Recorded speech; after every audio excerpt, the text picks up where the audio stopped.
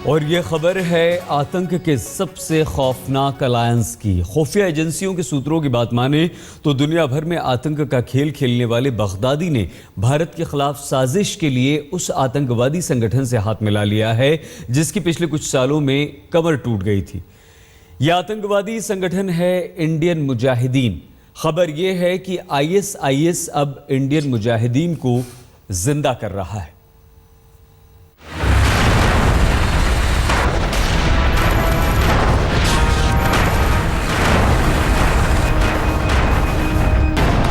आतंक के इस खेल ने पूरी दुनिया की नींद उड़ा रखी है। इस खूनी खेल का सबसे बड़ा मैदान है सीरिया और इराक, लेकिन धमक पूरी दुनिया में सुनाई दे रही है।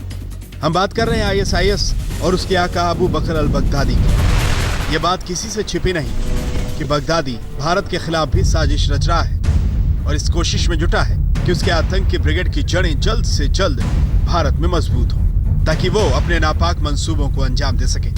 आज हम आपको बताएंगे कि भारत में अपने पैर जमाने के लिए ISIS कौन सी साजिश तैयार कर रहा है। भारत के खिलाफ ISIS की सबसे बड़ी साजिश।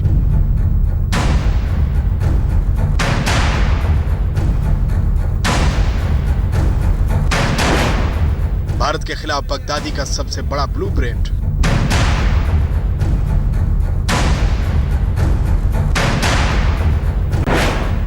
भारत में IM को जिंदा कर रहा है ISIS।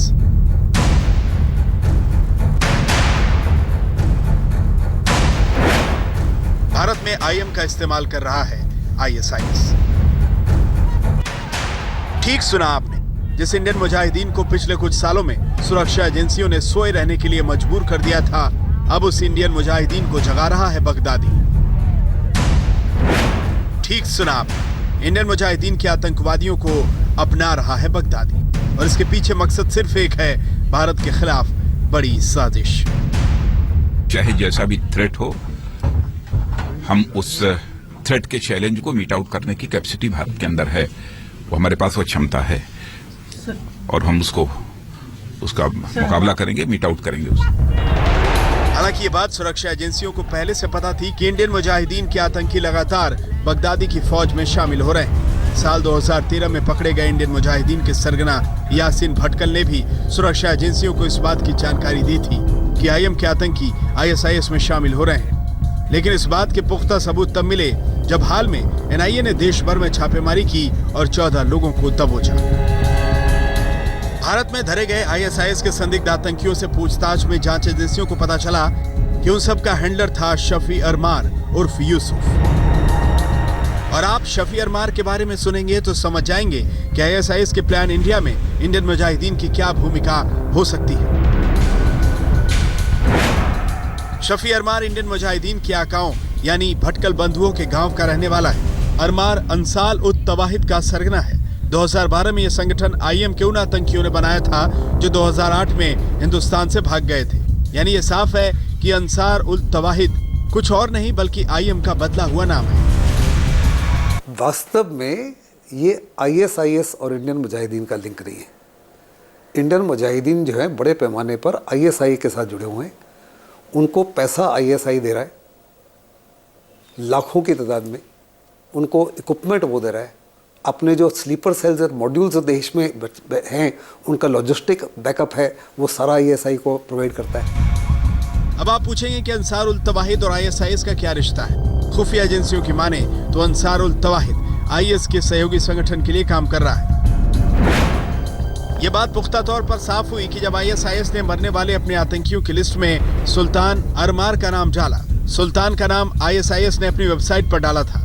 सुल्तान शफी अरमार का भाई था और अंसार उल तवाहिद के लिए काम करता था। दरअसल जब सुरक्षा एजेंसियों ने IM की कमर तोड़नी शुरू की तो इसके आतंकियों ने या तो अंडरग्राउंड होना ठीक समझा या देश छोड़कर बाहर जाना।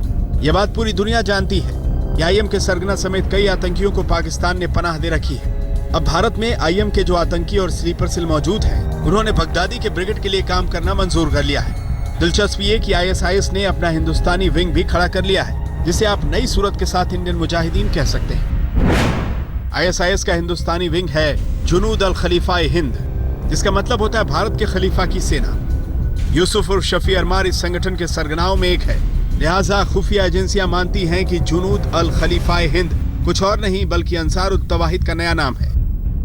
आप बगदादी की सबसे बड़ी साजिश और इंडिया प्लानिंग को पूरी तरह समझ सकते हैं। पहले आईएसआईएस ने आईएम से करीबी रिश्ते बनाए और फिर आईएम को नए रंग रोगन के साथ पेश किया, जिसे अंसारुल तवाहिद कहा गया। फिर आईएसआईएस ने अंसारुल तवाहिद को अपना हिंदुस्तानी विंग यानी जुनूद अल खलीफाए हिंद बना दिया। दिल्ली से जितेंद्र बहादुर सिंह के साथ आज तक ब्यूरो।